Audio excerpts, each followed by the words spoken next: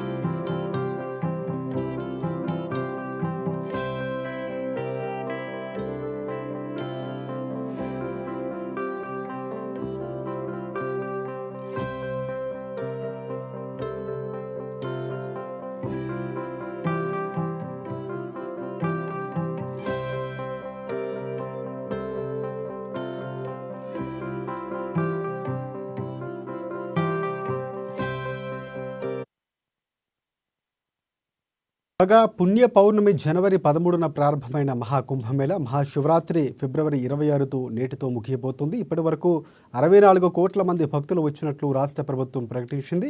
ఈరోజు మహాశివరాత్రి కావటం చివరి రోజు కావటంతో దాదాపుగా 5 కోట్లకు పైగానే భక్తులు కుంభమేళాకు విచ్చేసే ఛాన్స్ ఉందని అధికారులు అంచనా వేస్తున్నారు. ఇక కుంభమేళా ముగిశాక భక్తులు క్షేమంగా తిరుగు పయనమయ్యేలా ప్రయాగ్రాజ్ నుంచి దేశవ్యాప్తంగా వివిధ ప్రాంతాలకు 350 రైళ్లను నడపబోతున్నట్లు రైల్వే శాఖ ప్రత్యేకంగా ప్రకటించింది. ఇదే అంశానికి సంబంధించి పూర్తి అప్డేట్స్ అందించేందుకు మా బ్యూరో చీఫ్ కృష్ణమూర్తి మనకి ఫోన్లలో సిద్ధంగా ఉన్నారు. కృష్ణమూర్తి, నమస్తే. చెప్పండి, ప్రధానంగా చూసుకుంటే కుంభమేళా అనేది హిందువులకు అత్యంత పవిత్రమైనటువంటి మహాజాతరగా చెప్పుకోవచ్చు. అంటే వాణిజ్యపరంగా కూడా ఎక్కువగా భక్తులకు అక్కడ ఉపయోగకరంగా ఉండేటటువంటి వస్తువులమ్మి వివిధ స్థాయిలు ఎక్కడ లేనటువంటి వ్యాపారం కూడా అక్కడ జరుగుతుంది. అలాంటి ఒక పవిత్రమైనటువంటి మహాకుంభ పుణ్యస్నానాలు నేటితో ముగియబోతున్నాయి. సో అక్కడ జరిగినటువంటి పూర్తి ఒకసారి మనం ఫిబ్రవరి 13 నుంచి మొదలైనటువంటి మహాకుంభమేళ పుణ్యస్నానాలు, సో ఇప్పటికీ అమృత స్నానాలు కొనసాగుతున్నాయి. ఈరోజు పూర్తి ఏర్పాట్లు ఏంటి, ఇప్పటి వరకు దర్శించుకున్నటువంటి విశేషాలు ఏంటి, పూర్తి అప్డేట్స్ ఏంటి? Thank you Rajasekhar. గడిచిన 45 రోజులుగా మా ప్రయాగ్రాజ్లో జరిగిన మహాకుంభమేళకు సంబంధించిన విషయాల్లో కొన్ని 1-2 ఇన్సిడెంట్స్ తప్ప మిగతా అంతా కూడా పూర్తి స్థాయిలో భక్తులను సంతృప్తి పరిచే విధంగా జరిగినాయని చెప్పచ్చు. అయితే భారీ ఎత్తున జనసందోహం, రావడము, జనాలు భారీ ఎత్తున తరలి రావడంతో అంటే యూపీ ప్రభుత్వం కాదు కేంద్ర ప్రభుత్వం కూడా ఊహించని విధంగా ప్రజలు తరలి రావడంతో కొంత అక్కడ ఏర్పాట్ల విషయంలో కొంత ఇబ్బందులు ప్రజలు ఎదుర్కొన్నారన్నమాట వాస్తవం. అయితే మొత్తంగా చూస్తూ ఉంటే పుణ్యస్నానాలు ఆచరించాలన్న భక్తుల యొక్క ఏదైతే పవిత్రమైనటువంటి ఆలోచన ఉందో ఆ ఆలోచన ముందు ఇట్లాంటి చిన్న చిన్న ఇన్సిడెంట్స్ అంటే తాత్కాలిక ఇబ్బందులు ఉన్నప్పటికీ ట్రాఫిక్ జాములు కానీ మిగతా అంశాలు అక్కడ రవాణా సౌకర్యాలు లేకపోవడము, వచ్చినటువంటి భక్తులకు కావాల్సిన సౌకర్యాలు లేకపోవడము, ఇవన్నీ కూడా కొంత ఉన్నప్పటికీ భక్తులు పుణ్యస్నానాలు ఆచరించడం అనే తృప్తితో మిగతా అన్ని కూడా మర్చిపోయారు. మొత్తంగా ఈ 45 రోజుల పుణ్యస్నానాలలో మౌని అమావాస్య రోజు జరిగినటువంటి ఇన్సిడెంట్, అంతకన్నా ముందు జరిగినటువంటి చిన్న గుడారాలో జరిగినటువంటి చిన్న మైనర్ అగ్ని ప్రమాదం, ఈ 2 ఇన్సిడెంట్ తప్ప ఎక్కడ ఎటువంటి అపశృతి చోటు చేయకపోవడం అనేది ఇక్కడ చెప్పుకోవాల్సిన అంశం రాజశేఖర్. ఇంకొక అంశం ఏంటంటే ఇక్కడ వ్యాపారం విషయంలో అక్కడ ఉన్నటువంటి లోకల్ పబ్లిక్ కొంత స్థానికుల నుంచి అంటే వచ్చేటువంటి యాత్రికులకు కావాల్సిన సౌకర్యాల విషయంలో లోకల్ పబ్లిక్ కొంత తమకు అనుకూలంగా మలుచుకున్న కొంత ఆలోచన అయితే ఉంది. వాళ్ళు అంటే వచ్చేటువంటి భక్తులకు కావాల్సినటువంటి సౌకర్యాలు, యాత్రికులకు కావాల్సినటువంటి సౌకర్యాల విషయంలో ప్రభుత్వం చేసిన ఏర్పాట్లు పూర్తి స్థాయిలో సరిపోకపోవడంతో చాలా మంది ప్రైవేటు ఇళ్లకు ఆశ్రయించడము, వాళ్ళ సహాయం కోరడము, దీన్ని వాళ్ళు ఆసరాగా చేసుకొని ఆదాయ రూపంగా మర్చుకోవడం, ఈ రకంగా కొన్ని సంఘటనలు జరిగినాయి. అయితే మొత్తంగా చూస్తూ ఉంటే యూపీ ప్రభుత్వం చెప్పిన ప్రకారంగా గణాంకాల ప్రకారంగా చూస్తూ ఉంటే ఈ రోజు 5 కోట్ల మంది పుణ్యస్నానాలు అంటే మహాశివరాత్రి పర్వదినము చివరి రోజు, కుంభమేళా చివరి రోజు కావడంతో ఈ రోజు 5 కోట్ల మంది వస్తారని చెప్పేసి అంచనా వేశారు. అందుకు తగ్గట్టుగా అంటే మౌని అమావాస్య రోజు జరిగినటువంటి సంఘటన దృష్టిలో పెట్టుకొని ఈ రోజు ఎటువంటి అపశృతి జరగకుండా ఉండేందుకు యూపీ ప్రభుత్వం భారీ ఏర్పాటు చేసింది. అందులో భాగంగానే అంటే ఇప్పటి వరకు పుణ్యస్నానాలు దాదాపుగా 3 కోట్ల మంది ఆచరించారని చెప్పేసి అంటే ఈ సమయం వరకు మధ్యాహ్నం 2 గంటల వరకు 1 గంట వరకు వచ్చినటువంటి సమాచారం ప్రకారంగా చూస్తూ ఉంటే వస్తూ ఉన్నది. కానీ ఇంకా భవిష్యత్తులో ఇంకా ఇంకా ఇంకా ఈ అర్ధరాత్రి వరకు ఉంటుంది. రేపు కూడా కొంతమంది కొనసాగించే ఇందాక మీరు మాట్లాడుతూ కూడా 144 ఏళ్ళకి తర్వాత వచ్చినటువంటి ఒక మళ్ళీ మహత్తరం చూడాలంటే ఇప్పుడున్నవారు ఎవరు చూసే అవకాశం కూడా లేదు. అలాంటి ఒక మహత్తరమైనటువంటి మహాకుంభమేళాకు సంబంధించి ఏర్పాట్ల విషయంలో యోగి ఆదిత్యనాథ్ కానీ లేకపోతే అక్కడ ఉన్నటువంటి అధికార యంత్రాంగం కానీ తీసుకున్నటువంటి చర్యలు మీరు అన్నట్లు అభినందించాల్సింది. ఎందుకంటే గతంలో చాలా సందర్భాల్లో నిర్వహించినటువంటి సందర్భాల్లో వందల్లో చనిపోయినటువంటి సందర్భాలు చూసాం. కానీ ఈసారి అలాంటి ఘటనలు నియంత్రించడంలో ఒక రకంగా యూపీ ప్రభుత్వం సక్సెస్ అయ్యింది. సో భక్తులకి అంటే పూర్తి స్థాయిలో అనుకున్న దానికంటే ఎక్కువగా వచ్చినటువంటి పరిస్థితి కూడా ఉంది. ప్రభుత్వం కూడా చెప్పింది అంచనాలకు మించి భక్తులు వస్తున్నారు, విదేశాల నుంచి వచ్చారు, ప్రముఖులు దర్శించుకోవటం, విఐపీకి ఎక్కువగా అవకాశాలు కల్పిస్తున్నారు అనేటువంటి విమర్శలు అన్నింటినీ తట్టుకొని దిగ్విజయంగా పూర్తి చేసింది అనుకోవచ్చా అక్కడ ప్రభుత్వం? అని చెప్పాలంటే విఐపీలకు ఎక్కువ ప్రాధాన్యత ఇచ్చిందనేది అది కొంత ప్రచారం తప్ప వేరే అంటే కుంభమేళాను వ్యతిరేకించేటువంటి కొంతమంది చేసినటువంటి ప్రచారం. విఐపీలు వచ్చినప్పటికీ విఐపీ ఘాటుకు సాధారణ ఘాట్లకు సంబంధాలు లేవు. విఐపీ వచ్చే వాళ్ళకు అసలు మా నార్మల్ దీనికి సంబంధించిన విషయాలు ఎక్కడ ఎవరికి ఎటువంటి ఆటంకాలు కలిగించకుండా ప్రభుత్వం ప్రత్యేకంగా ఏర్పాటు చేసిన విఐపీలకు వచ్చేవాళ్ళు. వాళ్ళు ఎవరు వస్తున్నారు ఎవరు వెళ్తున్నారు అని చెప్పేసి అక్కడ ఉన్నటువంటి జిఐడి అధికారులు తప్ప మిగతా వారికి ఎవరికి సాధారణ ప్రజలకు సంబంధాలు లేకుండా ఉంది. వాళ్ళు నదిలో స్నానమాచరణ మాత్రం ఈరోజు వస్తున్నారని అంటే ఒకటి. ముందుగా మనం గమనించాల్సిన విషయం ఏంటంటే ప్రధానమంత్రి, రాష్ట్రపతి ఈ ఇద్దరి రాక సంబంధించిన విషయంలో యూపీ ప్రభుత్వం మొదలు ప్రకటన చేసింది. మిగతా ఎవరు వచ్చారు ఎవరు వెళ్ళారు వాళ్ళు స్నానాలు చేసి వాళ్ళ ఫోటోలు వీడియోలు బయటకు వచ్చినా మాత్రమే ఓహో ఈరోజు వచ్చారు వెళ్ళారు అనే విషయం బయటకు వచ్చింది.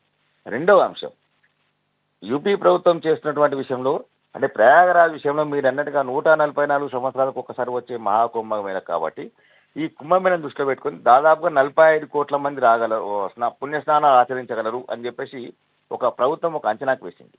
అంచనాకు వచ్చి అందుకు సంబంధించిన ఏర్పాట్ల విషయంలో కొంత జాగ్రత్తలు తీసుకుని అధికార యంత్రాంగాన్ని అప్రమత్తం చేసింది. అధికార యంత్రాంగానికి కావాల్సిన వసతి సౌకర్యం కూడా కల్పించింది యూపీ ప్రభుత్వం. అయితే ఆలాపనంగా మన దేశంలో అంటే భారతదేశంలో 130 కోట్ల మంది ఉంటే దాంట్లో ఒక 50 కోట్ల మంది పుణ్యస్నానాలు ఆచరిస్తే మిగతా 15 నుంచి 20 కోట్ల మంది బయట ప్రపంచంలోని వేర్వేరు దేశాల నుంచి వచ్చిన వాళ్ళు అంటే ముగ్గురు కావచ్చు అంటే కుంభమేళా గురించి తెలుసుకున్న వారు కానీ అంటే ఈ కుంభమేళా యొక్క విశిష్టత, పవిత్రత, ప్రాధాన్యత ఈ అంశాలను గుర్తించిన వాళ్ళు వచ్చి అక్కడ స్నానాలు ఆచరించారు. అంటే సుమారుగా 45 కోట్లు అన్నప్పుడు ఇప్పటికి వరకు వచ్చినటువంటి సమాచారం యూపీ ప్రభుత్వం చెప్పిన లెక్క ప్రకారంగా 64 కోట్లు, అంటే దాదాపు 70 కోట్లకు చేరుకునే అవకాశం ఉంది. అంటే సుమారుగా 25 కోట్ల మంది అధికంగా, అంటే 50%. ప్రభుత్వం ఏదైతే 45 కోట్లు అన్నదో ఇంకో 25 కోట్లు ఎక్కువ వచ్చారు. అంటే 50% అదనంగా ప్రభుత్వం వేసిన అంచనా కంటే 50% అదనంగా స్నానాలు ఆచరించారు. అయినప్పటికీ అక్కడ సౌకర్యాల విషయంలో కానీ మిగతా విషయంలో నదీ పవిత్రత విషయంలో కానీ నదీ జలాలు కలుషితం కాకుండా ఉండేందుకు తీసుకున్న చర్యలు కానీ మిగతా అంశాలు కొంత మనం ఇక్కడ ప్రశంసించాల్సిన అవసరం ఉంటుంది. అంటే పుణ్య స్నానాలు ఆచరించడం ఒక ఎత్తు, ఆచరించిన తర్వాత అక్కడి నుంచి బయటకు రావడం ఒక ఎత్తు కావాలి. పుణ్యస్నానం అంటే నదీ పరివాహక ప్రాంతంలో ప్రభుత్వం చాలా పటిష్టమైన ఏర్పాటు చేసింది. ఎక్కడ ఎటువంటి ఎవరు నీటిలో మునగకుండా నీటికి ప్రమాదాలకు గురి కాకుండా ఉండేందుకు చాలా జాగ్రత్తలు చాలా పటిష్టవంతంగా తీసుకున్నారు. కానీ రాకపోకల విషయంలో అంటే అక్కడ నది దగ్గరికి వెళ్ళి రావడం అనేది ఒక గగనంగా మారిన సంఘటనలు ఉన్నాయి. అయినప్పటికీ ప్రజలు మనం పుణ్యస్నానాలు ఆచరించాము, ఈ జన్మగిరి సాలు అనే విధంగా వ్యవహరించడంతో మిగతా అంశాలు ఏవైతే చిన్న చిన్న ఉన్నాయో ఆటంకాలు అప్పటికప్పుడు తాత్కాలికమైనటువంటి, అంటే ఒక్కొక్కసారి 13 గంటలు 14 గంటలు ట్రాఫిక్లో ఉన్నట్టున్నాయి. మనం చూసాం గతంలో ఒకసారి ఒక రోజు అయితే 300 కిలోమీటర్లు ట్రాఫిక్ జామ్ ఉంది, ప్రపంచంలోనే హైయెస్ట్ ట్రాఫిక్ జామ్ అని చెప్పేసి రికార్డు సృష్టించిందని చెప్పేసి కూడా వార్తలు వచ్చాయి.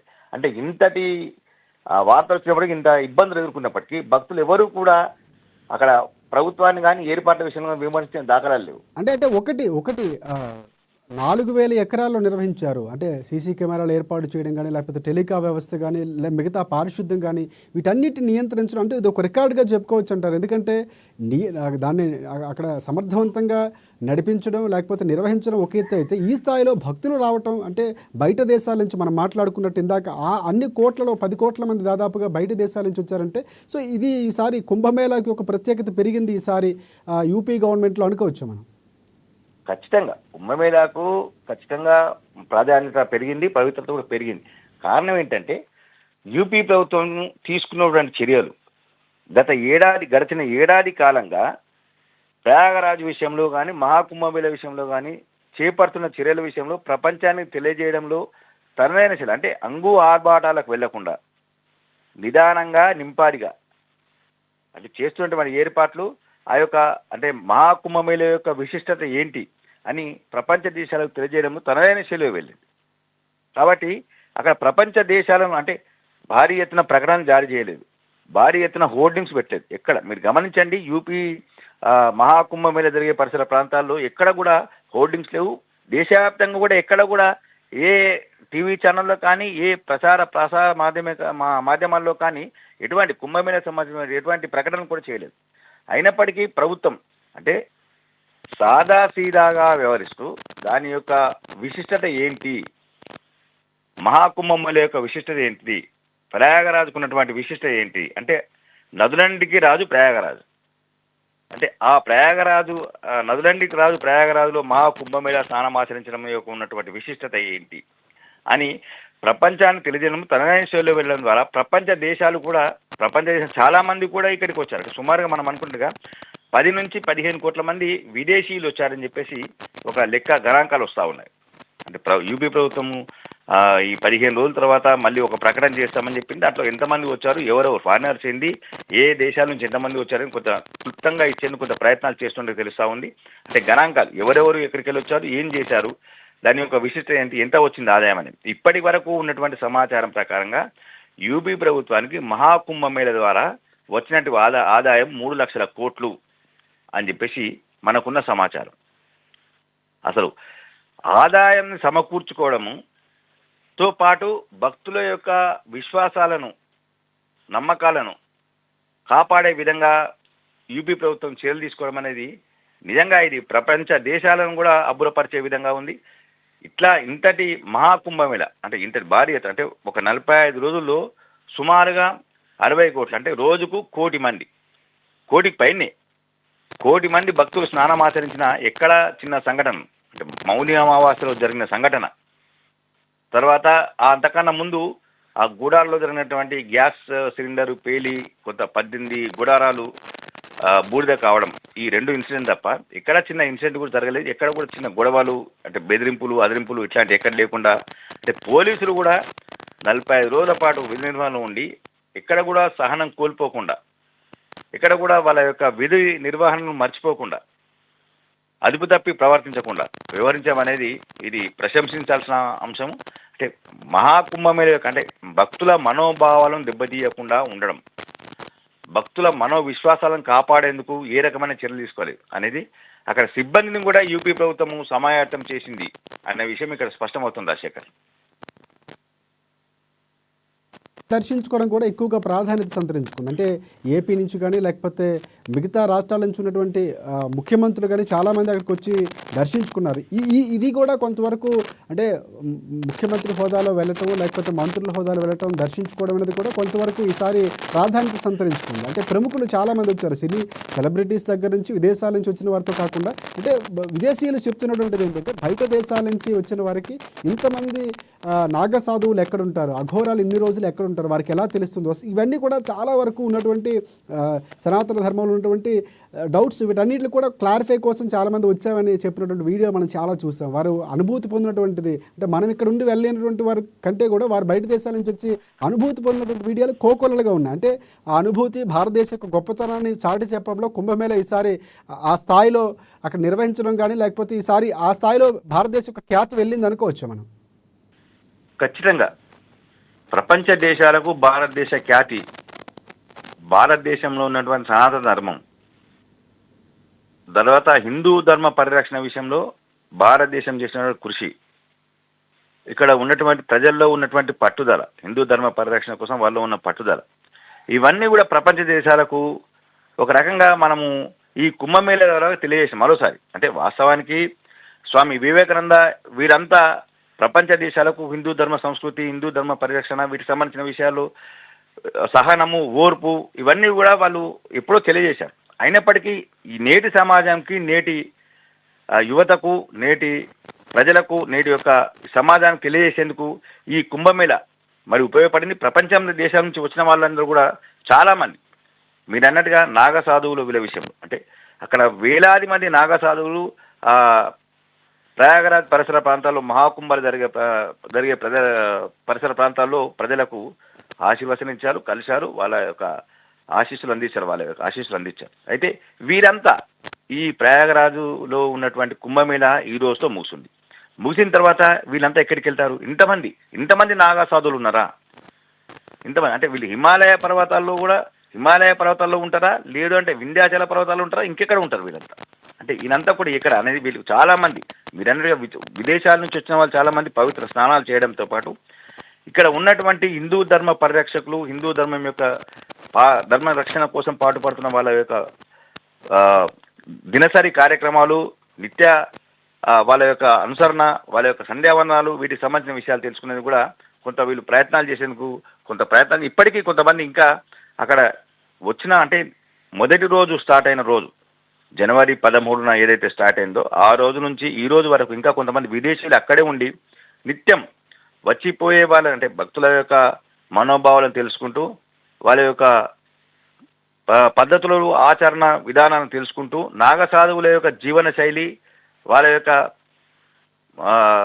కార్యాచరణ, కట్టుబాట్లు, వాళ్ళు ఎక్కడ ఉంటారు, ఏం చేస్తారు అనే అఘోరాలు, వీళ్ళు ఎవరు అసలు, ఈ అఘోరాలు ఏంటి, నాగసాధువులు ఏంటి, వీరంతా ఎక్కడి నుంచి వచ్చారు, ఎక్కడికి వెళ్తారు, వీరందరూ అంటే అఘోరాలు అంటే ఏంటి, నాగసాధువులు అంటే ఏంటి, అసలు వీళ్ళు అఘోరాలుగా ఎందుకు మారాల్సి వచ్చింది, నాగసాధువులు ఎందుకు మారాల్సి వచ్చింది అనే విషయాలను కూడా కొంతమంది అధ్యయనం చేస్తా ఉన్నాం. త్వరలోనే వీటికి సంబంధించినటువంటి రీసెర్చ్ కూడా కొంత బయటకు వచ్చే అవకాశం ఉన్నాయి, కొన్ని జర్నల్స్ కూడా బయటకు వచ్చే అవకాశం ఉంది రాజశేఖర్ గారు.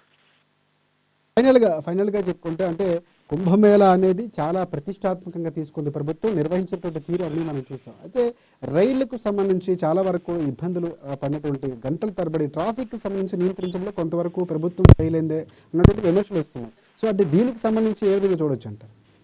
ఖచ్చితంగా ప్రభుత్వం ఏర్పాట్లు అనేది చేసింది, కానీ శక్తికి మించిన ఏర్పాటు చేయడం అనేది ఏ ప్రభుత్వం కూడా సాధ్యం కాదు. అంటే భక్తుల తాకిడి నేపథ్యంలోనే ఈ ట్రాఫిక్ ఆంక్షన్, చిన్నపాటి ఒక ఫంక్షన్ జరుగుతానో లేకపోతే రోడ్ బ్లాక్ అయితేనో గంటల తరబడి ఉండిపోతాం. సో అంత పెద్ద కార్యక్రమాన్ని నిర్వహిస్తుంది మహాకుంభమేళ, 140 ఏళ్ళకు వచ్చినటువంటి కుంభమేళ, భక్తుల విశ్వాసాలకు సంబంధించింది. ఖచ్చితంగా ట్రాఫిక్ ఉంటుంది అన్నటువంటి అంశంలో కూడా కొంతమంది మాట్లాడుతున్నారు. అంటే ఈ రెండు మిళితంగా ఉన్నాయి అంటే అభిప్రాయాలు. అంటే వాస్తవానికి ప్రయాగరాజ్ వెళ్లే దారిలో చాలా వరకు కొత్త రోడ్లు కొన్ని వేసింది యూపీ ప్రభుత్వం.